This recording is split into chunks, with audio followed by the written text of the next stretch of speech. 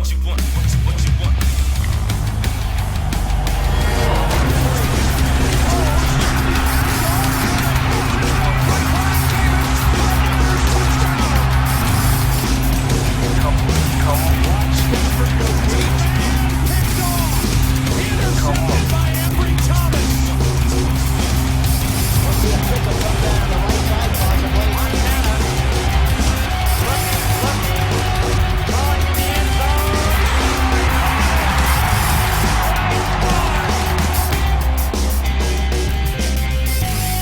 à tous, bonjour à toutes, bienvenue dans ce 54e épisode du podcast. Ça y est les gars, on a gagné, putain, ça fait bien, ça fait longtemps. Après 3 défaites de suite, une victoire 34-3 contre les Jaguars. Pour en parler de cette belle victoire, Kevin, Gonzague et Olivier comme d'habitude. Salut les gars. Hola, que tal? Salut. 34-3, une victoire très large contre les Jaguars, une victoire qui s'est dessinée assez rapidement, une victoire qui n'était pas beaucoup de buts. Le match a été largement dominé par les 49ers contre une équipe qui restait quand même sur 5 victoires consécutives. Kevin, quand t'as pensé quoi de ce match contre les Avant tout content, mais au-delà de la victoire, j'ai trouvé vraiment intéressant que les problèmes qu'on a entrevus les 3 défaites précédentes semblent tous avoir été réglés. On avait un problème de D-line, elle a été plus dominante que jamais. On avait des playmakers offensifs qui avaient du mal à se mettre en valeur. Au final, Kittle marque un touchdown, Deebo Samuel marque un touchdown, Brandon Ayuk marque un touchdown, Christian McCaffrey était omniprésent. Donc tout semble réglé. Même la secondary a fait une interception. Il y a eu un fumble recouvert. Pour un touchdown, on aurait aimé malheureusement une connerie du banc de touche. On a décidé autrement, mais voilà, ça fait vraiment plaisir sur la manière encore plus que sur le fait d'avoir gagné simplement. Olivier ? Bah écoute, déjà ça fait plaisir. La semaine dernière, on en a parlé que ça faisait un petit moment que ça tournait plus. On voit que la semaine de repos leur a fait vachement de bien. On a retrouvé une équipe saignante et moi j'ai plusieurs exemples qui me viennent en tête. Déjà, ils ont un super relanceur de coups de pied, les Jaguars. Première action, il s'est fait couper en deux. Il a passé le reste du match sur le banc de touche. Ça, c'est le genre d'action qui, moi, ça me frappe. On a retrouvé ce côté Niners qui faisait notre force. Donc, on leur a marché dessus, on les a concassés, on les a détruits, on les a pulvérisés et on est reparti pour marcher sur la NFL. Pour moi, c'est un kiff. Ils m'ont fait un super cadeau d'anniversaire. Merci, les gars. Gonzague ? Je vais rejoindre mes deux compères très facilement. Là où Kevin dit les choses de manière très juste, c'est qu'au-delà de la victoire et du score pour en parler, il y a la manière. Et en effet, on a l'impression que ce qui a été des problèmes ces dernières semaines a été très vite réglé. Le niveau de la défense a été stratosphérique puisque Trevor Lawrence a fait ce qu'il a pu objectivement et on a l'impression qu'il n'aurait même avec 4 heures de match supplémentaires jamais pu s'en sortir davantage. C'est d'ailleurs tout le paradoxe, c'est que j'ai l'impression qu'on a écrasé dimanche soir une équipe qui paradoxalement était meilleure que celle des Vikings contre qui on a perdu. C'est quand même très paradoxal la NFL quand on s'y prête. Mais je retiens notamment une image au niveau de la défense. C'est tant au niveau de la réussite du jeu que de la technique. C'est cette vue de dos de Trevor Lawrence quand il se fait saquer à la fois par Bosa et par Chase Young, où au moment du lancement du snap, on voit les 2 joueurs de chaque côté. C'est des synonymes dans la gestuelle. C'est très drôle. Il y a vraiment un effet miroir. On voit vraiment qu'ils viennent de la même école, entre guillemets. Non, vraiment, j'étais très, très content sur l'art et la manière, au-delà du score, dont on est allé chercher ce match. Vraiment, on a retrouvé l'équipe telle qu'on l'aime et ça, c'est vraiment bien. Oui, je suis d'accord avec vous. La manière, elle est très importante parce que la victoire, elle était possible, même à moins bon niveau que ce qu'on a montré, mais on a été très largement dominant. Moi, ce qui m'a plu beaucoup, la manière, on en a parlé, la défense est revenue. Défensivement, moi, j'ai retrouvé une agressivité qu'on n'avait pas eue sur ces derniers matchs. Plus encore qu'une présence générale et des plays, etc. Il y avait une agressivité. Évidemment, on va en reparler, la ligne défensive a été meilleure que jamais, comme l'a dit Kevin, notamment grâce à des edge rushers qui ont été enfin présents depuis le début de la saison. Moi, c'est aussi l'agressivité retrouvée d'un mec comme Fred Warner on avait l'impression qu'il avait enfin de nouveau la bave aux lèvres, chose qu'il avait perdue sur quelques matchs. Greenlaw, on lui a donné une semaine de repos, il était un peu moins bien. Le mec, on lui donne une semaine, bah ça y est, le mec, il est reparti pour péter des gueules. Le secondary était bon. Et l'attaque a été très bonne. On n'était vraiment pas bon. On parlait quasiment que de la défense ici dans le podcast, mais l'attaque était pas bonne sur les 3 derniers matchs. Là, l'attaque a été très présente. Purdy fait un super match. On a retrouvé Williams et Deebo Samuel. On a l'impression que ça change tout. J'entendais les commentateurs américains sur ce match-là, et le commentateur a fait un point que je trouve très juste. Le retour de Williams et Samuel, en plus de retrouver évidemment des joueurs extraordinaires, notamment Trent Williams évidemment, c'est de retrouver ce qui nous manque dans cette attaque quand ils ne sont pas là. C'est que ça a l'air d'être les 2 seuls joueurs avec de l'attitude. C'est des mecs avec de l'attitude, des mecs avec du charisme, de la personnalité qui vont aller chambrer un petit peu. Et c'est ce qui nous manquait un petit peu sur les derniers matchs. Et là, ils sont revenus et notre attaque, le visage était totalement différent. Donc, dans l'ensemble, c'est une très belle victoire qui fait du bien et on espère qu'elle va en amener plein d'autres pour la suite de la saison. Avant les tops et les flops, est-ce qu'il y a un point que vous souhaitiez aborder ? Écoute, pas spécialement, si ce n'est que visiblement, faire redescendre un coordinateur défensif sur la ligne de touche change complètement le rapport à un match. Et c'est là que je voulais en venir.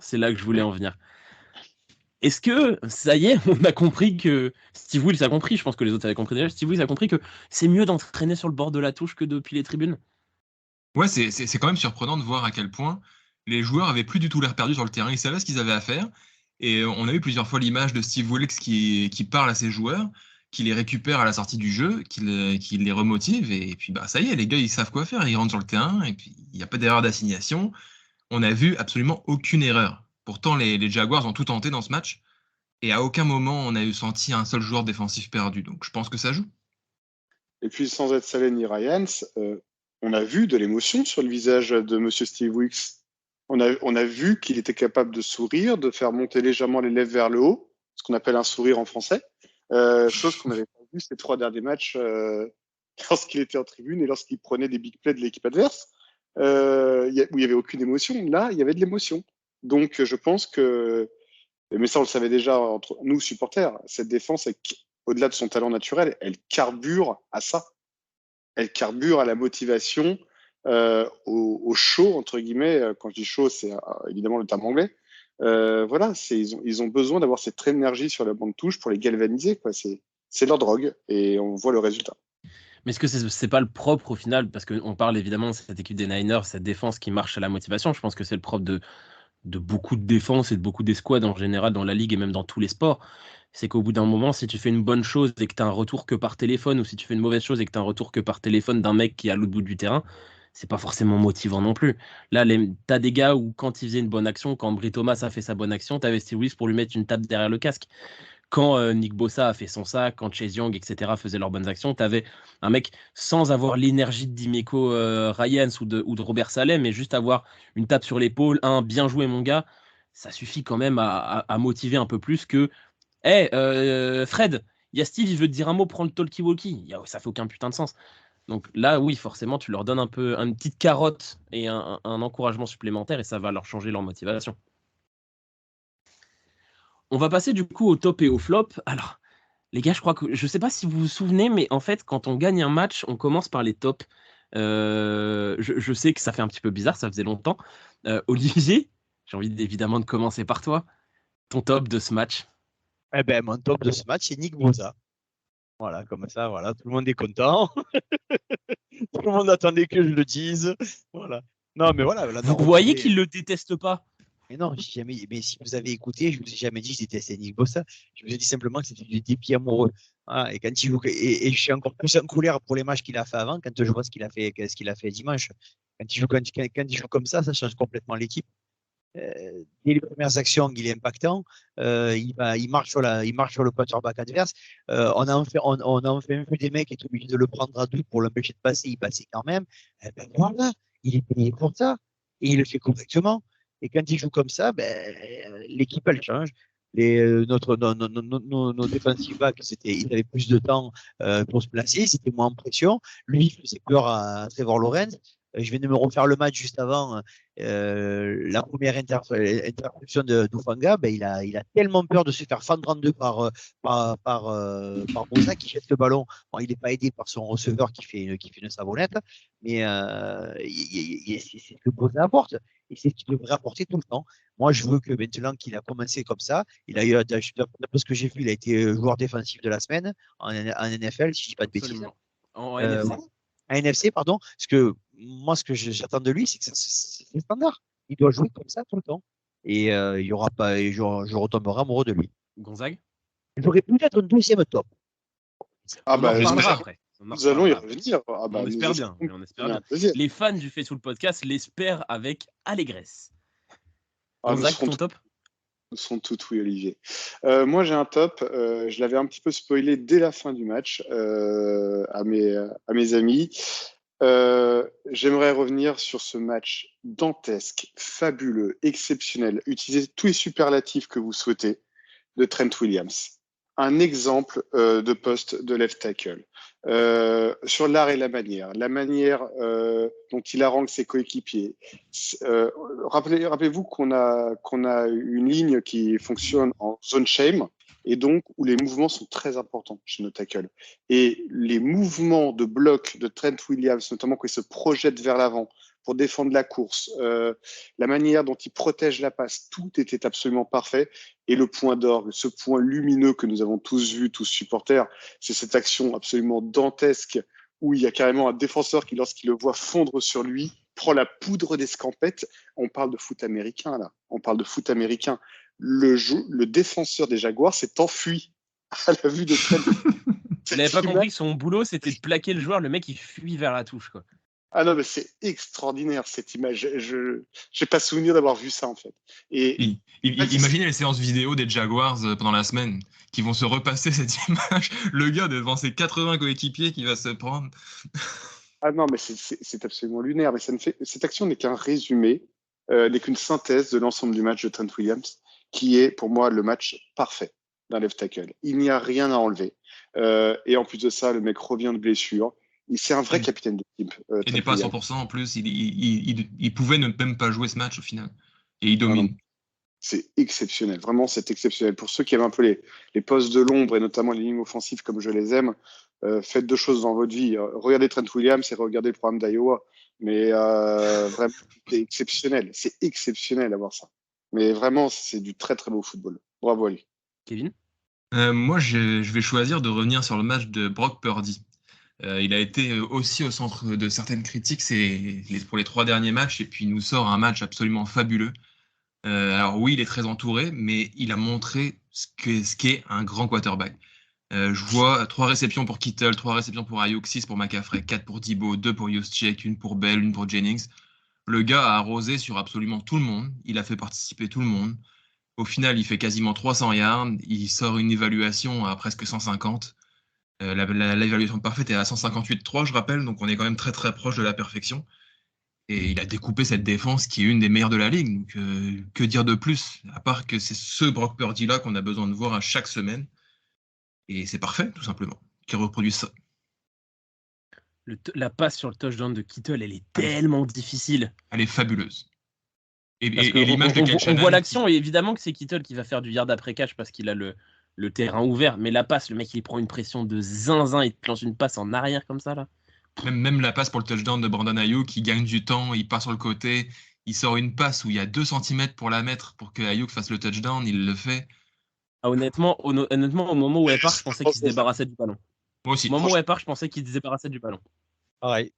Sur le premier touchdown, la passe elle est quand même super dangereuse quand même. Il y a 4 joueurs des Jaguars dans le périmètre. Il a un culot monstre. Soit il est inconscient, soit il a un culot monstre. Sûrement une part des deux. Je pense qu'il faut un peu des deux pour faire marcher faire gagner une équipe comme les 49ers. Il faut des deux. Il faut un game manager, mais si t'es trop conservateur, ça avance pas. Le mot de la fin que j'ai oublié, c'est que finalement il a trouvé comment pas lancer d'interception au 4e quart-temps et il colle plus 30 et il sort. C'est parfait.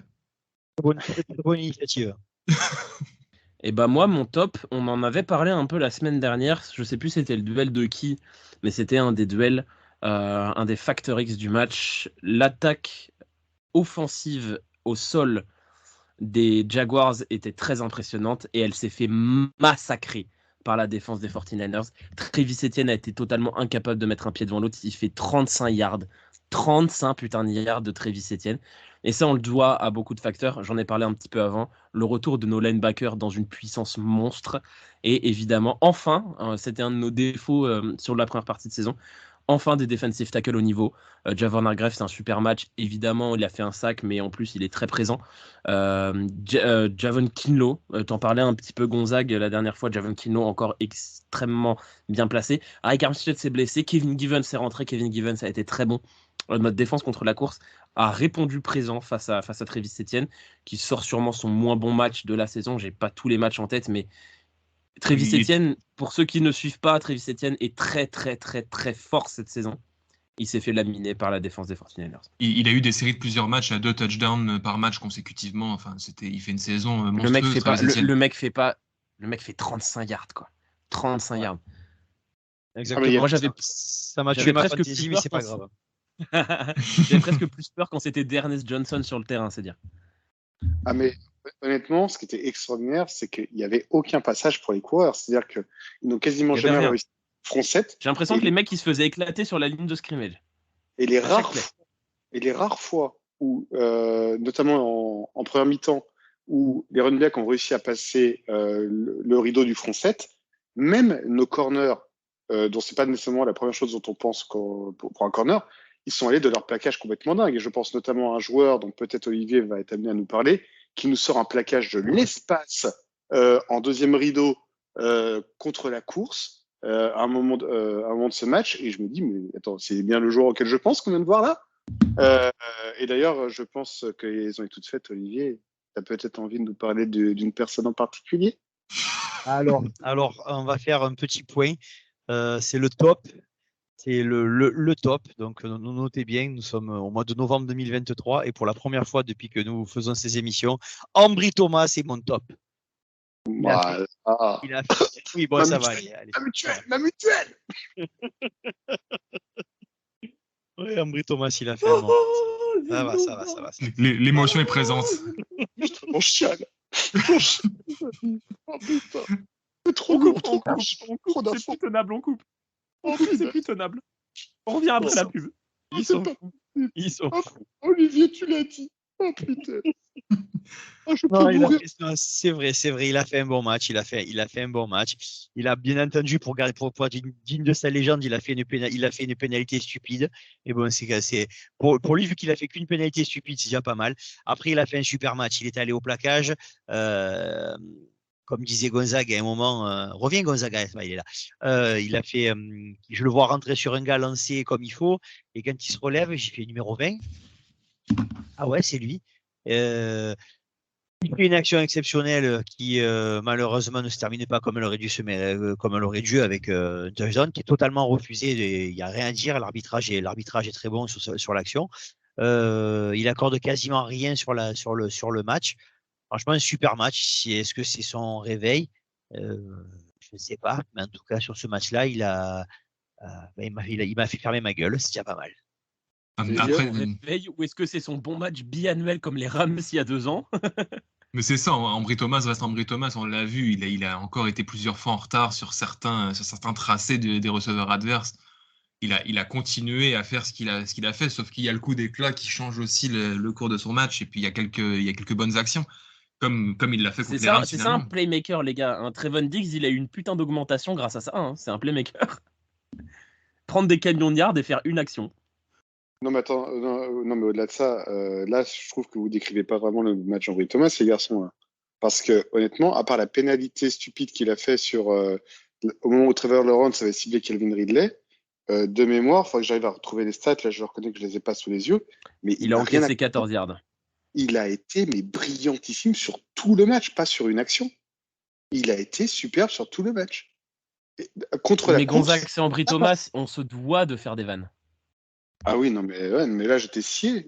À chaque fois, je regardais une seconde fois pour être certain du numéro. En me disant, c'est bien le numéro 20, c'est bien le numéro 20. J'hallucine, j'étais à 2 heures de réveiller mes enfants pour m'assurer qu'ils étaient vivants. C'était lunaire. C'était lunaire. Donc voilà, extraordinaire. Moi, j'aurais une petite mention honorable parce que j'ai beaucoup aimé son match. Je l'ai trouvé très solide et je pense... On en reparlera si vous voudrez quand l'autre sera de retour de blessure, mais John Feliciano a été très bon. a été très bon en tant que garde-gauche. Et Aaron Banks, quand il reviendra, sera évidemment titulaire. Par contre, vu ce que fait Spencer Burford depuis le début de la saison, j'étais le premier à être très critique, je le trouve vraiment pas bon cette saison. Est-ce qu'au retour d'Aaron Banks, ce serait pas le moment de foutre John Feliciano garde droit? Parce que John Feliciano, il a pas joué beaucoup de matchs, mais dès qu'il a joué, il a rien encaissé. C'est vrai, très beau match de Feliciano. Ouais, Moi, Vas-y. Je sais pas si c'est le moment de faire sortir Burford de l'équipe. Est-ce que là, les ajustements qui ont été faits, ça on en parlait aussi la semaine dernière, hein, du fait que ça fait plusieurs saisons que c'est la même chose, qu'arrivé mi-saison après la bye week, on arrive à se relancer, à mettre du rythme. Est-ce qu'ils n'ont pas travaillé certaines choses et que ça va se mettre en place pour tout le monde? Je vais pas couler Banks ni Burford. Et par rapport aussi au. Ah non, mais Banks, il n'y a pas question de le couler. Banks, il est très fort quand il est sur le terrain. Il n'y a aucune raison. Il est garde-gauche titulaire. Il n'y a pas de discussion, Banks. Après, pour Burford, je sais pas, à voir. De toute façon, il ne coûte pas cher l'un comme l'autre pour l'instant. C'est aussi que le meilleur gagne, je dirais, pour le poste. Moi, j'ai une toute petite mention aussi honorable sur ce match-là en top, car c'était, je trouvais, un très beau moment de collectif. C'est Kyle Shanahan d'avoir poussé pour que McCaffrey puisse briser ce record en faisant des appels de jeu sur le dernier drive exclusivement vers lui. Alors, j'étais même prêt à pousser la chose encore plus loin quand on jouait qu'il restait encore 1 minute à jouer et qu'on récupère le ballon. J'aurais presque voulu retenter un drive. Sait-on jamais, mais bon, des bonnes choses ont une fin et malheureusement, ce record n'a pas été vaincu. Mais je voulais vraiment remercier Kyle d'avoir autorisé le rêve, entre guillemets, aussi bien pour McCaffrey que pour tous les supporters. Je trouvais ça vraiment très très bien de sa part. Alors, je pensais mettre ça en flop parce que je commentais le match avec Pierrot du Foot US de A à Z et on avait un peu le même avis là-dessus. Ça faisait un peu genre, je vais décider avec qui marquer, tellement on vous domine. C'était un peu humiliant. Ça avait un petit côté humiliation genre, c'était totalement inutile de faire ça, de forcer comme ça avec McCaffrey. C'était vraiment, je trouvais, humiliant. Et honnêtement, lui aussi avait un peu la sensation de genre, on est tellement au-dessus de vous qu'on va dire, on va choisir avec qui on va marquer, avec qui on va vous tuer. Que j'ai moyennement apprécié la démarche. Moi, j'ai trouvé ça un peu cringe dans le sens où ça ressemblait vraiment, en dehors du foot US, qui est un sport particulier, mais qu'on pourrait avoir au foot, où on fait rentrer le mec du centre de formation à la 85e et on veut lui donner tous les ballons, et si y a un coup franc, c'est lui qui le tire. J'avais trouvé que ça faisait un peu ça. Le record, il n'est pas arrivé, c'est le jeu. Je trouvais ça un petit peu cringe de pousser à la fin pour l'avoir, alors que ça servait pas à grand chose. Et que tous les titulaires étaient sortis. Et en plus, dans le sens où, ok, on en parle à chaque fois et ça n'arrive pas parce que on a l'impression que ça n'arrivera pas cette année. Cette année, on l'espère que McCaffrey se blessera pas. Mais c'était vraiment pas idéal de se dire on a match gagné, on va essayer de le faire envoyer course après course et jeu après jeu juste pour un record qui reste même si ça aurait été un beau record, ça reste un truc extrêmement anecdotique dans l'histoire de la NFL. Il y a de ça aussi. Imagine, il se fait un genou sur une des dernières actions qui sert strictement à rien par ce record. Alors là, on est la risée de la NFL. On aurait eu un pamphlet de Kevin sur Kyle Shanahan doit partir. Totalement. Tu vois, Gonzague, je pense que c'est une question de génération parce que je suis totalement d'accord avec toi, moi. Je pas du tout la lecture que vous. Hein. Ouais, moi, c'était pas pour humilier les Jags, mais c'était vraiment pour.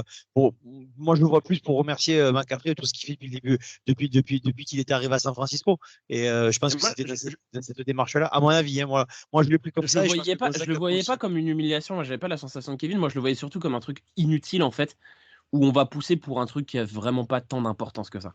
Ouais, donc on n'a vraiment pas la même grille de lecture. Ouais, c'est pour ça. Mais bien sûr. Après, sur le coup, quand les actions étaient en train de se jouer, je poussais à fond parce que je voulais que ça arrive. Après, je pense que je l'aurais pas fait. Après, je suis pas à la place de Kyle ni de McCaffrey ou quoi que ce soit. Donc, il n'y a pas mort d'homme au final. Il n'y a pas eu de blessure. Ça peut arriver. Ils ont l'air tous très OK avec ça. Je pense qu'on en reparle. On sera à la fin de saison. Quand on fera le débrief, on dira McCaffrey, il a mis un paquet de touchdowns. On aura oublié totalement qu'ils ont poussé comme des porcs à la fin du match des Jaguars.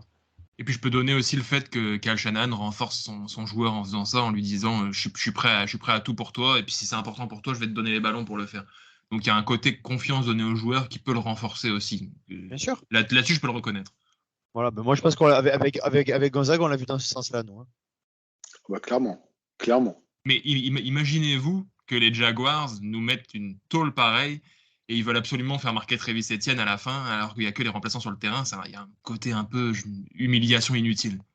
Non, je trouve que la course aux stats aux États-Unis est très importante. La course au record aux États-Unis est très importante. Il y a un amour de la stat chez les supporters qui est très fort. Et je peux comprendre tout à fait cette volonté de vouloir poursuivre un record qui, certes, n'est pas un record majeur, mais qui n'est pas non plus anecdotique.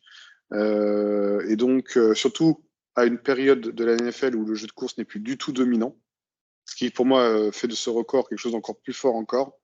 Et donc, non, moi, pour ma part, non, moi, j'aurais voulu que la chose aille au bout et je trouvais le geste beau. Je maintiens ma position par rapport à ça. On va passer au flop. Alors, putain, là, ça va être chaud. Parce que vraiment, le match est quasiment une copie parfaite. Messieurs, est-ce qu'il y en a un de vous qui veut commencer, qui a un flop en tête, là, tout de suite, à nous dire? Le noir. Le noir, il a été nullissime. Voilà, j'ai revu le match là.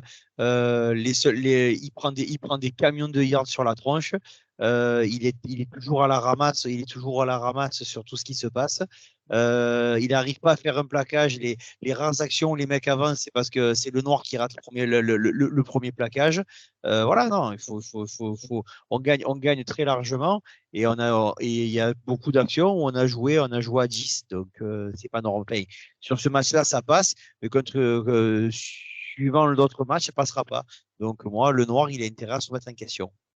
Ouais, là où je rejoins Olivier sur le noir, c'est qu'il est un petit peu comme Ambry Thomas le reste du temps.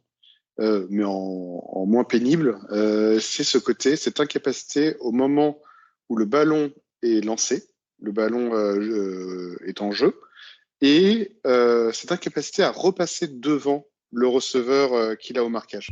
Il est toujours constamment derrière, ce qui fait qu'il est capable d'arrêter l'action de manière quasi immédiate, mais le catch est fait.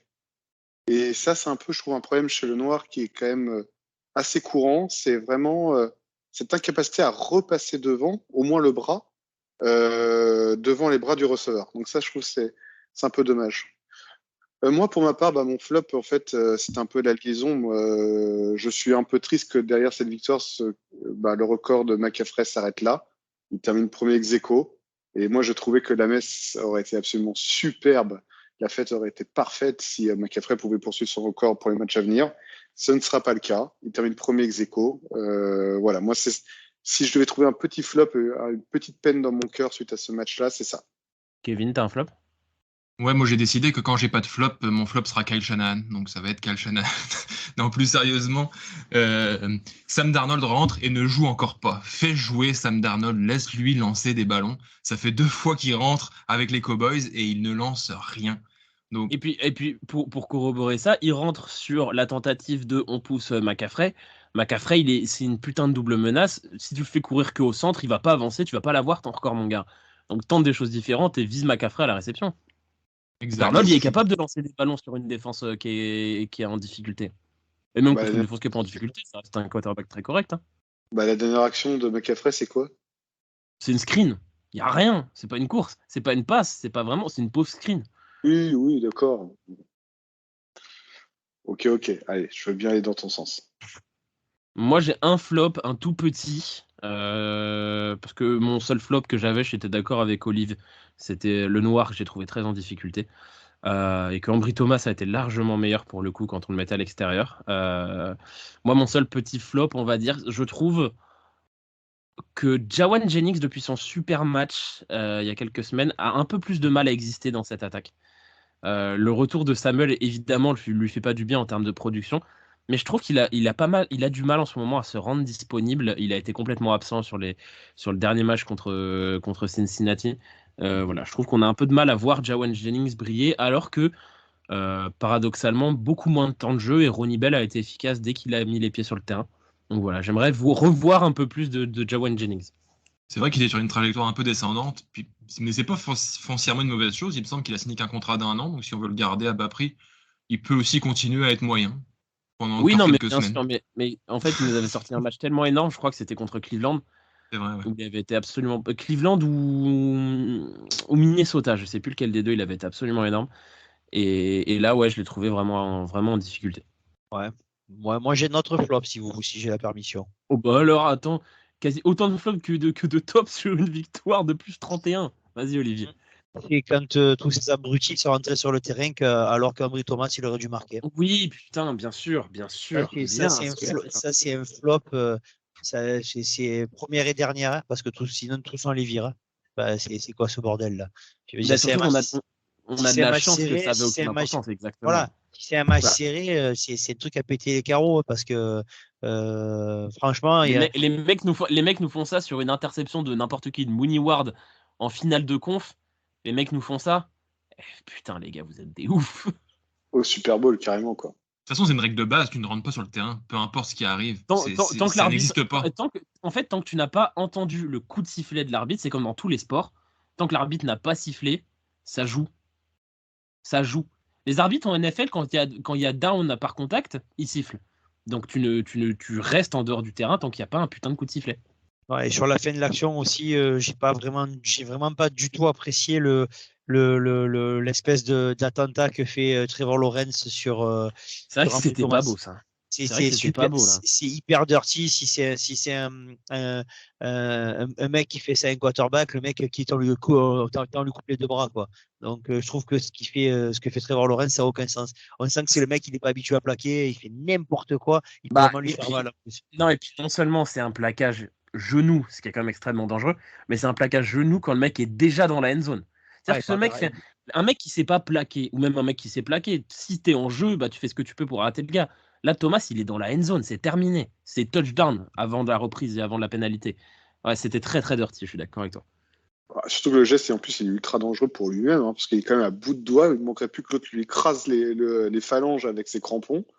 Pour un quarterback, le geste était désespéré et ultra dangereux pour lui-même, au-delà ultra dangereux pour Thomas. J'ai pas compris le geste de Lawrence, en fait.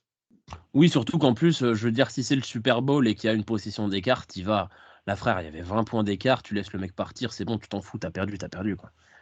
Je veux dire, ça aurait été dans l'autre sens, contre les Bengals, on prend l'interception, on prend Purdy sur Jermaine Pratt, le match était perdu. Si Purdy était allé plaquer Jermaine Pratt en plus pour risquer de se blesser, je l'aurais pris pour un con. Et ben on va passer du coup à la preview de notre prochain match contre les Buccaneers.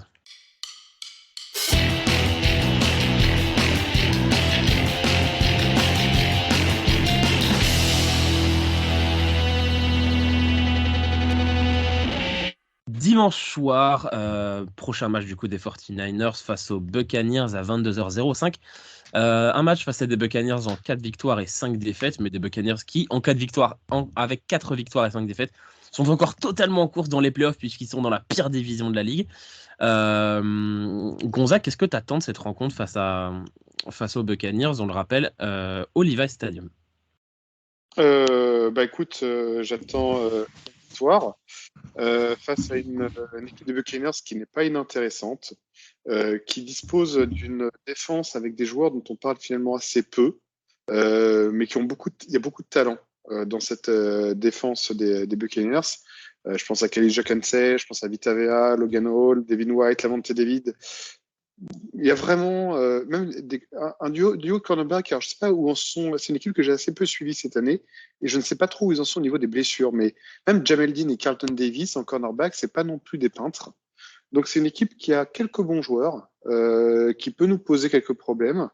Mais si on a réussi à performer face aux Jaguars avec un tel niveau, pour moi les Buccaneers c'est un ton en dessous. C'est un ton en dessous des Jaguars. C'est un peu, je trouve, des qualités, des défauts assez comparables, sans être évidemment exactement les mêmes, mais ça reste de manière générale un peu comparable. Et si on arrive à reproduire le même match qu'on a fait face aux Jaguars, je vois pas comment les Bucks pourraient suivre le rythme. Pour moi, c'est un peu les Jaguars du pauvre dans le style, et donc je suis assez serein sur une victoire. T'as pas parlé dans toute ton énumération de joueurs défensifs de mon petit bonbon, un de mes joueurs défensifs préférés hors 49ers, monsieur Antoine Winfield. Ah oui. J'adore ce joueur. Kevin, ton avis sur ce match? Moi, je suis assez d'accord avec Gonzague sur absolument tout ce qu'il a dit. Mais pour moi, le danger vient plus de leur attaque avec Mike Evans, Chris Godwin, qui sont des receveurs très très forts. On le sait que si on laisse un peu de temps à Baker Mayfield, c'est des joueurs qui vont se libérer et qui vont nous faire très très mal. Donc attention à ça. Après, on se souvient tous que la première titularisation de Brock Purdy, c'était contre ces mêmes Buccaneers et qu'il avait absolument détruit l'équipe du meilleur ami d'Olivier, Tom Brady. On attend aussi de voir Brock Purdy à l'œuvre contre cette équipe qui semble bien aimer affronter. Et puis, évidemment, j'attends le duel Nick Bosa-Baker Mayfield parce que Nick Bosa adore détruire Baker Mayfield. Donc, on attend le sac de Nick Bosa. Olivier? Voilà, ils ont résumé à peu près tout ce qu'il fallait dire. Moi, le seul point sur lequel je vais revenir, c'est que j'ai absolument pas peur de leur attaque. Pour la simple et bonne raison que Bosa, il aime pas Baker Mayfield. C'est une question de rivalité universitaire.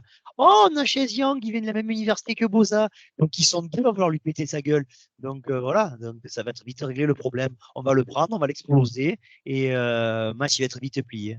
Je pense que ça va être la continuité. On est en train de lancer le rouleau compresseur et vivement la suite. Alors, juste attention par contre à un détail, c'est qu'on est en zone. Si Demodor Lenoir nous sort les matchs comme il nous a sorti, qui se retrouve au marquage de Mike Evans, ne serait-ce qu'au-delà du talent pur, la différence de physique, mais je crois que j'avais évoqué la même chose exactement lors du match de l'année dernière. D'ailleurs, et finalement, il s'en était plutôt bien sorti, mais je redis à nouveau pourtant la même chose cette année. Quand tu vois le physique de Mike Evans, son espèce de physique de tight end quasiment, et si Lenoir se retrouve dans sa trajectoire en zone, il va falloir sacrément qu'il arrive à être bon en couverture, parce que c'est pas sur les duels contestés qu'il va le battre. Ouais, moi je suis d'accord avec un peu tout ce que vous avez dit. Pour le coup, j'ai pas trop peur de leur attaque. Non seulement du fait de ce que vous avez raconté, que Nick Bosa a pas l'air d'aimer beaucoup Baker Mayfield, mais aussi pour une simple et bonne raison, c'est que dans notre course au bout de la saison, au Super Bowl, on a repris du poil de la bête. C'est vraiment pas contre les Buccaneers qu'il faut s'arrêter.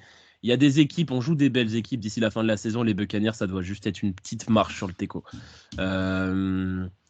Tampa Bay me fait pas peur. En général, je veux pas être méchant avec eux, mais en général, avant que Tom Brady arrive, qui a donné de l'intérêt au final au niveau de la ligue, en tout cas à cette équipe, les Buccaneers, c'est une équipe dont j'en avais rien à foutre avant, c'est une équipe dont j'en ai rien à foutre aujourd'hui. Il y a beaucoup de joueurs que j'aime beaucoup dans l'effectif, mais dans l'ensemble, c'est quand même une franchise qui me laisse plutôt de marbre. Et là-dedans, il faut qu'on les écrase, qu'on passe à la suite, sans paraître un petit peu arrogant, mais ça ne doit pas être du tout un défi au niveau qu'on a et au niveau qu'on attend de San Francisco. Ce match-là ne doit pas du tout être un défi. Ouais, je trouve sacrément dur vis-à-vis d'une franchise qui, pendant quelques années... Non, mais en fait, moi, c'est que mon avis. Moi, c'est la franchise dans son ensemble. Au moment où j'ai pas connu les époques Warren Sapp, Barber, etc., même John Lynch. J'ai pas connu tout ça. Moi, je suis arrivé, c'était Josh Freeman, leur quarterback. Donc, avant que Brady arrive, il y a eu Josh Freeman et Jameis Winston. Ouais, pour moi, à mes yeux, c'était juste une franchise mauvaise, tu vois. Non, mais mon propos, c'était surtout de dire du mal d'une franchise qui, pour ses supporters, vraiment envoyé plusieurs centaines d'euros dans des maillots qui portaient du rouge et du orange sur une même couleur et avec la police d'une montre Casio. Non, mais c'était abominable, les pauvres. Imagine c'était infernal. Alors, Gonzague est notre représentant officiel de la Fashion Police, faut le savoir. Il a toujours un petit mot à dire sur les maillots, les logos. Non, mais on porte pas du rouge et du orange sur le même maillot. Il y a des choses qui ne se non, en même temps, non, il n'y a pas idée. Il n'y a pas idée de mélanger ces couleurs-là. C'est comme le quarterback des Titans qui met de la mayonnaise dans son café, c'est pareil, c'est des choses qui ne se font pas. Tu trouvais pas ça stylé, les numéros de maillot en forme de chiffre de Radio Réveil? Ah, parce que tu le porterais dans la rue, ça? T'es sérieux? Je te trouve un petit peu dur avec Will Levis parce qu'il ne fait pas que mettre de la mayonnaise dans son café, il mange aussi ses bananes avec la peau. Je pense que c'est important de le dire. Écoute, il a été bercé très près du mur, cet enfant. On va passer au Factor X. Kevin, quel est ton Factor X sur ce match? J'en ai parlé, puis je vais rester sur Brock Purdy qui doit continuer à faire le boulot, qui a fait un match exceptionnel, on l'a dit. Et voilà, on attend qu'il répète ce genre de performance parce qu'on va avoir besoin de ce Brock Purdy là beaucoup plus tard dans la saison pour aller là où on sait qu'on veut aller. Olivier? Nick Bosa, il faut qu'il fasse le même match qu'il a fait la semaine dernière et que, comme je l'ai dit tout à l'heure, je vais le répéter et je vais rester là-dessus, que ça devienne son standard. La pression, au minimum un sac, et qu'on continue à avoir cette connivence avec Chase Young qui est super agréable à voir. Et je sais pas, on avait l'impression qu'enfin il avait trouvé quelqu'un, qu'il avait trouvé son copain, qui comme il a son copain, il va mieux. Donc Pourvu que ça dure le plus longtemps possible. C'est très bizarre d'ailleurs, on a vu les vidéos, ils ont l'air en plus de s'entendre vraiment très bien en dehors et d'être très potes. Ce qui est très bizarre quand on connaît Nick Bossa en dehors et quand on voit la couleur de peau de Chase Young. Bref, Gonzague, ton facteur X. Les pans. Moi, en fait, j'ai un petit peu deux factoristes de chaque côté. La première, en effet, vous l'avez dit, c'est la faculté notamment du front 7 à harceler Baker Mayfield. Je vois complètement notre front 7 dominer la ligne offensive des Bucks. Ça, c'est le premier point. Et puis, dans le match, j'attends un très gros match de George Kittle parce que, encore une fois, j'ai pas suivi où en étaient les blessures côté Buccaneers, mais si Lavonte David est sur le terrain, notamment, ils ont un duo de linebacker qui quand même pas piqué des hannetons, comme on dit chez moi. Et le duel avec George Kittle, notamment sur les passes intermédiaires, ça peut être très très très sympa. Et ouais, même George Kittle vis-à-vis d'Antoine Winfield qui rentre dans la boîte, lancé comme un boulet de canon, ça peut donner de très belles actions de football, ça. C'est genre, t'imagines la passe contestée. J'adore Antoine Winfield, mais sur un Kittle lancé, ça fait strike. Ah ouais, non, mais ça peut être drôle. Pourtant, c'est un dur à cuire, Winfield, mais il a le physique de Tyrann Mathieu. Oui, mais il a peur de rien. Il a peur de rien, lui. Pour le coup, il prend pas la devant Trent Williams. Quand t'as peur de rien, tu peux faire des plaquages, mais comme Kittle, c'est un frappe à dingue, tu peux essayer de le plaquer, le mec, il va te traîner sur 20 mètres. Rien à foutre. Non. Moi, mon facteur X, Gonzague en a très bien parlé. Ça va être le duel de. Ils n'ont pas beaucoup de qualité, notamment en attaque, je trouve. Mais le duel de leurs receveurs face à nos cornerbacks va être très important. Parce que Mike Evans et Chris Godwin sont des très, très bons receveurs. Et que Charvarius Ward, malgré son bon match, on n'en a pas trop parlé, il a fait un plutôt bon match ce week-end, restant moyen, on va dire, cette saison. Et Deomodore Lenoir est en grande difficulté, donc ça va être très important de réussir à contenir ces bons receveurs parce que on va pas repartir sur ce débat, j'ai l'impression qu'on l'a eu 700 fois dans ce podcast. Moi, j'aime bien Baker Mayfield, Gonzague n'aime pas Baker Mayfield. Ça reste quand même un mec capable de lancer des ballons si des receveurs sont ouverts. Et si, comme vous l'avez dit, si Deomodore Lenoir se fout derrière Mike Evans ou même se fout derrière Chris Godwin, il va prendre cher. Donc, il va voir que les deux soient présents.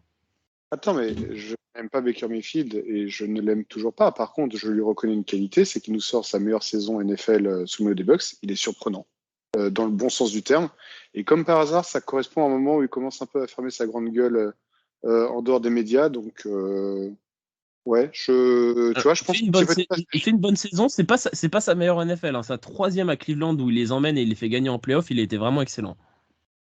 Ouais, mais alors. Peut-être que niveau stats ou autre, mais en tout cas, moi, c'est mon ressenti. Je dis pas que j'ai raison. Il ouvre encore sa gueule à ce moment-là, c'est ça le problème. Non, mais moi, c'est mon ressenti, c'est que il est vraiment dominant. L'année où ils vont en play-off, je vois pas Baker Mayfield comme étant l'élément qui permettent aux Browns d'aller plus loin. Là, ils avaient une équipe de ouf aussi. Imaginons que les Bucks décident de partir sur une autre solution au poste de quarterback, parce que de mémoire, il n'a un contrat que d'1 an. Je trouverais ça presque injuste vis-à-vis de lui. Je trouve qu'il a vraiment apporté quelque chose de complémentaire à ces Bucks qui étaient quand même privés, n'en déplaise à Olivier, d'un monument du football. Je trouve qu'il a vraiment apporté quelque chose à cette équipe des Bucks, Mayfield. Donc, tu vois, je fais un peu mea culpa. Il est loin d'être ridicule sur le terrain, clairement. Et tu parles des monuments du football, tu pensais à qui? Lavonte David, il joue toujours? Je pense à... Est-ce qu'il y a besoin de répondre? Évidemment que je pense à Tom Brady. On sera jamais d'accord là-dessus. C'est pas mon joueur préféré. Le monument de l'arbitrage, oui, certainement. Il leur manque un monument de l'arbitrage de la NFL. D'accord. Okay. Question suivante. Question suivante, votre pronostic, Olivier, tu as l'air bien lancé. Quel est ton prono sur ce match? On sait tous que tu dis un chiffre au pif. Arrête. 28 à 3. La semaine dernière, c'est moi qui ai donné l'écart le plus important. Alors à toi-même. Kevin 28-12. Gonzague.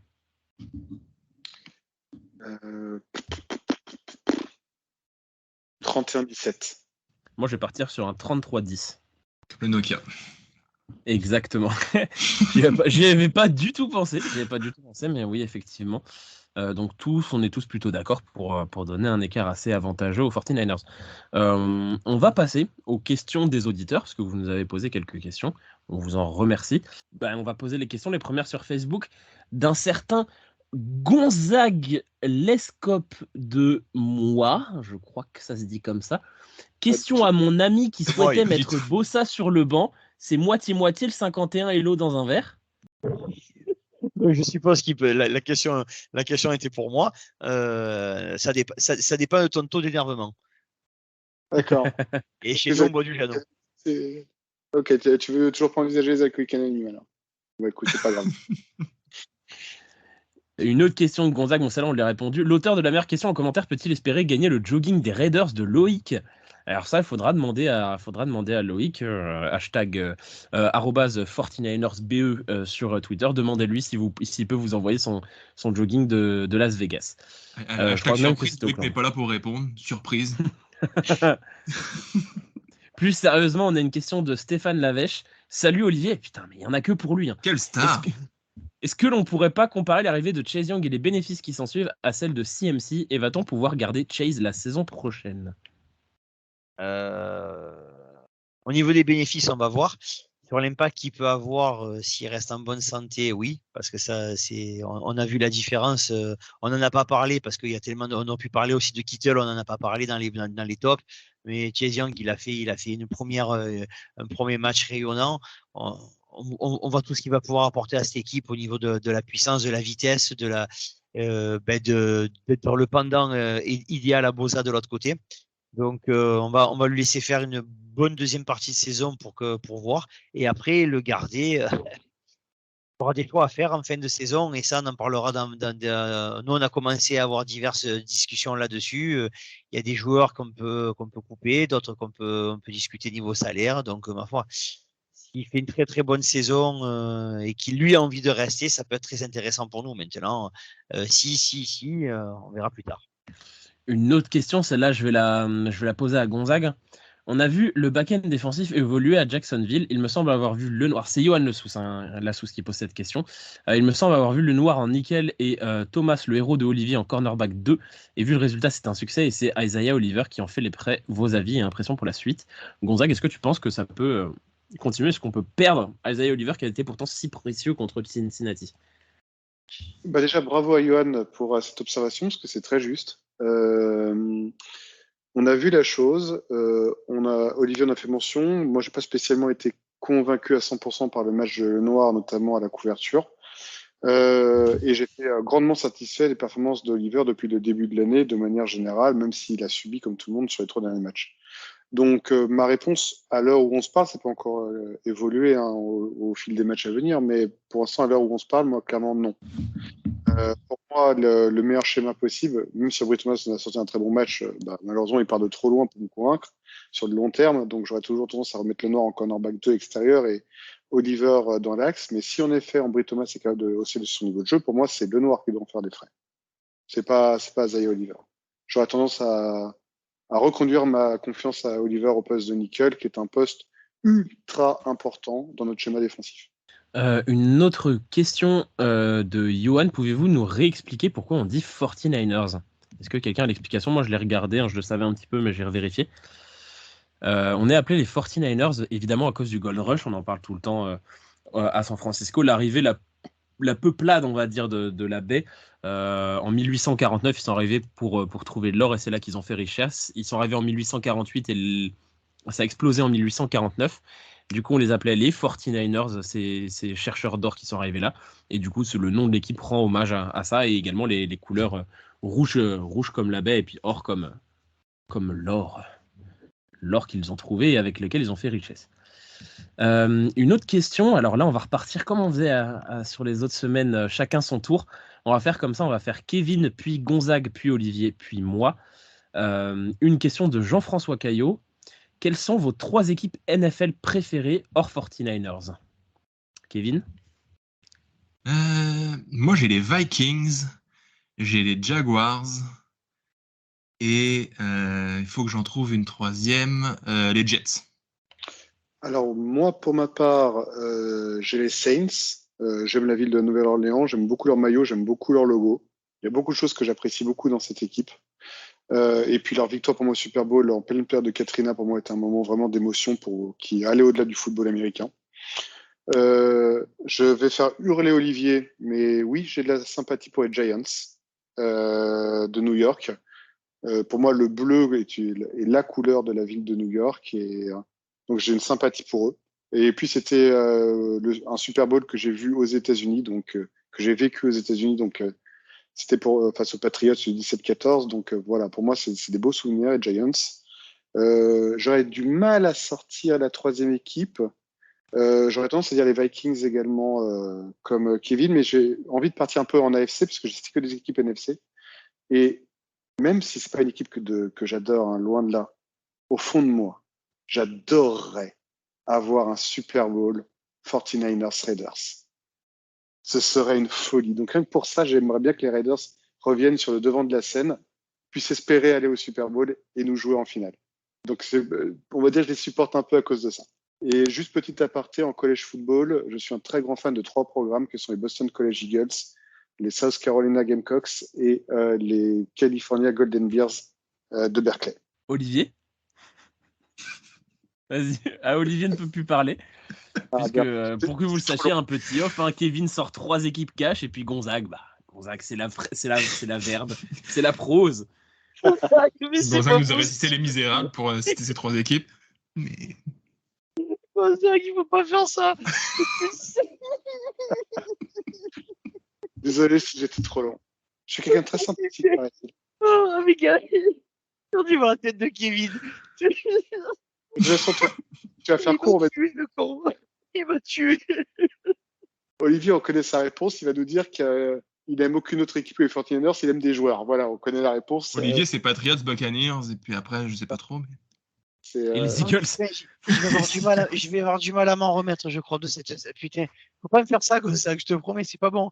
Allez, vas-y, on recommence, ça vient à moi.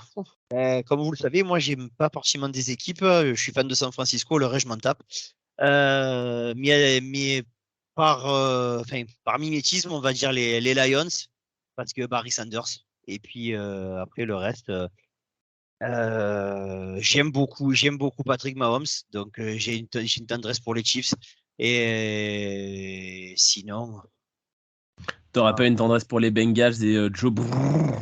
Oui, aussi, mais voilà, si vous me donnez vraiment une équipe, non, ce serait les Packers à la rigueur. Parce que j'ai vu jouer Brett Favre et je kiffais ce mec et j'ai trouvé que la période avec Rodgers c'était sympa aussi. Alors moi, mes 3 équipes préférées hors 49ers, moi c'est les Bears. J'adore leur maillot, je suis amoureux de leur maillot, je le trouve absolument incroyable. Je ne sais pas pourquoi, il a tout de suite cliqué pour moi. Et puis j'aime bien l'idée de la franchise historique, de toute façon. Les Bills, j'ai beaucoup d'affection pour les Bills parce que j'aime bien ces équipes de petits marchés qui luttent alors que les grosses essayent de les piller. Et alors, bon, là je peux pas trop en parler en ce moment parce que c'est un peu tendancieux. J'ai toujours eu beaucoup de tendresse pour les Browns. Aujourd'hui, c'est plus trop, je vous avoue. Donc je vais en citer une autre. Comme Kevin, j'aime bien les Jets aussi. J'ai toujours bien aimé les Jets. En fait, quand vous écoutez, à part les Bills qui sont plutôt bons cette année, j'ai toujours plutôt une tendresse pour les équipes de losers. Et voilà. Et puis des équipes bien à l'est aussi, hein, bien à l'est. À l'ouest, il n'y a que San Francisco. La suite de la question de Jean-François, c'était les 3 équipes que vous détestez le plus. Kevin? Les 3 équipes que je déteste le plus. Alors, les Seahawks évidemment, les Ravens et une troisième, c'est pas évident. Les Eagles. Moi, je vais faire beaucoup plus court là pour faire plaisir à Olivier. Sans la moindre hésitation, le trio infernal. Cowboys, Steelers, Seahawks. Je ne supporte pas ces 3 franchises. Voilà, je ne les supporte pas. Olivier? Patriots, Cowboys et Giants pour moi. Moi, je vais réunir un petit peu tout le monde. Patriots, Seahawks, Cowboys. On passe aux questions de Twitter. On a posé la question Loïc a posé la question sur Twitter. On a Gus qui nous demande comment va Olivier. La tension est-elle redescendue? Je pense que vous l'avez entendu dans tout ce podcast. Ça va. Non, il nous pose en vraie question. Kevin, toi qui n'as pas eu de question encore, donc je vais la poser à toi. En vrai, comment vous sentez la série de matchs qui arrive? Pour rappel, nos prochains matchs, donc évidemment les Buccaneers, et puis après on a derrière Seahawks, Eagles, Seahawks. Je suis plutôt confiant, hormis honnêtement le match contre les Eagles, il y a peu de concurrence réels à affronter. Pour moi, si on tient notre rang, on devrait approcher du bilan parfait. Comme je dis, juste les Eagles où il peut y avoir un petit doute parce que clairement, on est les 2 meilleures équipes de la conférence. Donc, on peut jamais savoir laquelle des deux va sortir gagnante d'un affrontement. Mais sinon, le bilan parfait doit être l'objectif.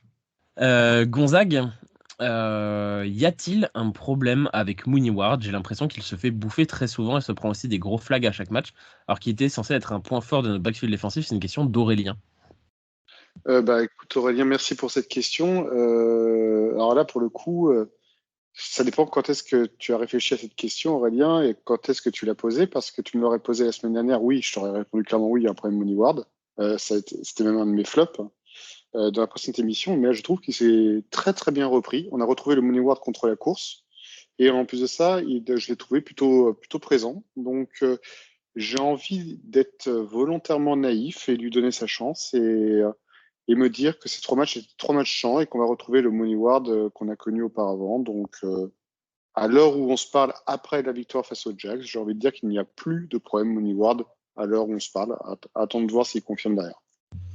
Question de José pour Olivier. La grosse victoire face aux Jaguars montre le très haut niveau de cette équipe, mais ce même niveau est-il soutenable pour le reste de la saison régulière et aussi pour les playoffs? Il faut tendre à ce niveau-là. Après, jouer tout le temps comme ça me paraît difficile. Mais et encore, si tu joues que 3 quarts temps parce que tu as 30 points d'avance, c'est faisable. C'est un petit peu ce qu'on a fait en deuxième partie de saison l'année dernière. Donc je pense que c'est le rythme est soutenable comme tu dis. Et j'espère surtout qu'on va le tenir. Et bah Kevin, the floor is yours, puisqu'on a un petit jeu et cette semaine c'est Kevin qui va nous tester, Olivier, Gonzague et moi-même. Donc Kevin, the floor is yours. Effectivement, merci encore Johan Lassous qui m'a envoyé ce formidable jeu qui reprend un peu ce qu'on a fait la semaine dernière puisque on va faire un peu le tour de vous trois et puis ça va être un jeu d'élimination où on va chercher des noms. Là, on va chercher les marqueurs de touchdown des 49ers cette année et la saison dernière, pré-saison comprise. Donc, on va commencer. Oui. La précision. Très porté sur l'attaque quand même. Hein. Donc, on va commencer par Olivier, on va aller à Gonzague et on finira par Elliott. Et quand on tombe à 3 erreurs, on est éliminé. Donc, Olivier, je t'écoute. Jordan Mason. Et oui. Christian McCaffrey. Oui. Juice. Et oui. Ça, c'est obligé que ce soit pour toi, ça, c'est l'Elliott. Et oui. Dibo. Et oui. Brandon Ayuk. Et oui. C'est difficile là quand même. Hein.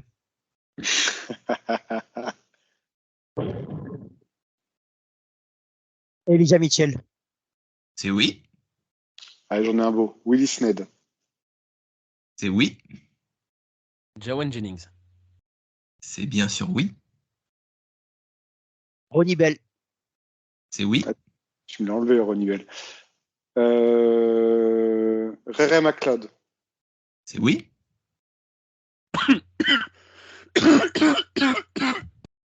On a perdu Elliott. C'est l'excuse ça. Ouais, ça lui permet de réfléchir à la question. Bravo, Elliott. Pardon. J'avais besoin de m'éclaircir la gorge pour dire Ross the Boss. Oh, salaud. Évidemment. Il me l'a pris. Cameron Natou. Ça vient à moi. C'est tellement pas à toi, Gonzague. Ah, pardon. T'es tellement un escroc. Mais t'es tellement un escroc. Pardon, je pensais sincèrement que c'était mon tour en plus. Désolé. Vas-y, Olivier. Je suis en pleine réflexologie du cerveau. Donc, touchdown qu'on aurait marqué. Attention, je voudrais reprendre Gonzague qui a dit c'est très axé attaque. Mais non, pas du tout. On est d'accord. On est d'accord. Donc, si je dis pas de bêtises, l'année dernière, Talanoa Ofanga.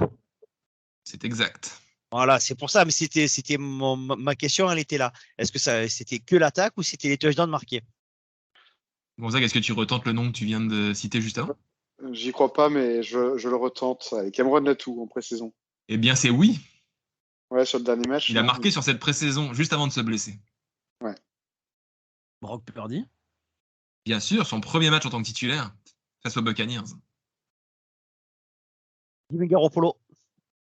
Bien sûr, Jimmy Garoppolo.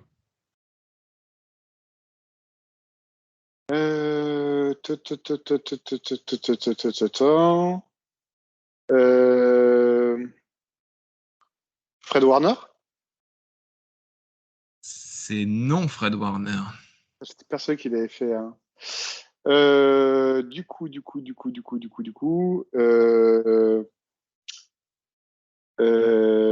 merde, je suis en train de zapper notre running back de LSU là.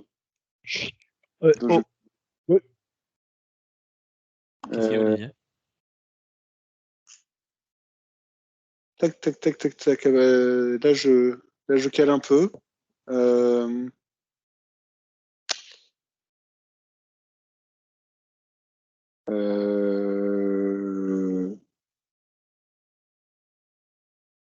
Trellens?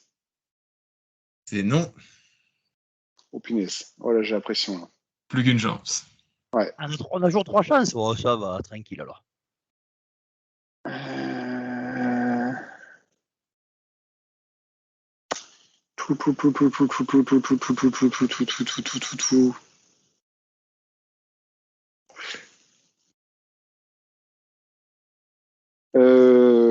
ouais, je cale sévère là.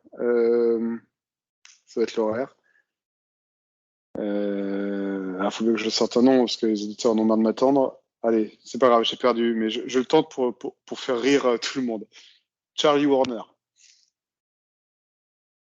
Bien sûr que non. Je voudrais juste préciser que vous avez déjà cité tous les marqueurs de touchdown de 2023, sauf un en pré-saison, qui est quasiment introuvable. Donc, bravo déjà. Tu peux continuer. Gonzague, quand tu parlais du mec de LSU, tu parlais de Tyrion Davis-Price? Tout à fait. Il n'était pas dans la liste. C'était mon test, donc j'ai info. C'était mon test. Ok. Je voulais juste me foutre de la gueule de Gonzague, mais du coup, c'est faux. Emmanuel Moseley? Oui. Bravo. Il se blesse le même match. Kevin Coleman. Oui. Mais putain, bien joué, joli. Vous croyez quoi? Vous croyez que je dors? C'est dommage, j'avais fait une super blague.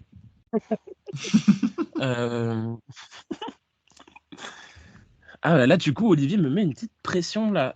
J'ai envie de le tenter avec tous les matchs qu'il a fait en pression. Chris Conley. Non. Nah. Bon, Dernière chance. J'ai plus. Ouais, dernière chance.